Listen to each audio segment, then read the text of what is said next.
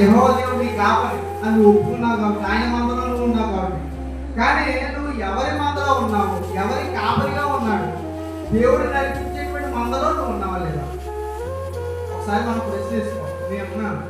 నేను దేవుడు నడిపించేటువంటి మందలో నేనున్నా, లేదంటే దేవుడు నా కాపరిగా ఉన్నాడా లేదా అని మనం ఎప్పుడైనా ఒక ప్రశ్న వేసుకున్నాం లేదా? మన జీవితానికి సమాధానం కావాలంటే మన జీవితంలో ఒకసారి మనం ముందు పెట్టుకోవాలి. నా జీవితం ఏంటి, నా జీవితంలో దేవుడికి నేను ఎంత ప్రాధాన్యత ఇస్తున్నాను, నా కుటుంబానికి నేను ఎంత ఇస్తున్నాను, లేదా నా స్నేహితులకి నేను ఎంత ఇస్తున్నాను, వీటన్నిటికంటే ఎక్కువగా నేను దేవుడికి ఇస్తున్నానా లేదా?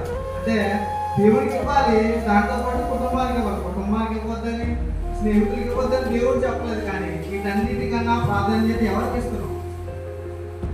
దేవుడికి ఇస్తున్నాం. మనం ఇవ్వట్లేదు. పైగా మనం ఏమంటామంటే, ఇదిగో దావీదు మహారాజు ఈ వాగ్దానం చేశాడు కదా, నా ఒకటికి ఆలోచించాడు, ఈ వాగ్దానం చేశాడు కదా,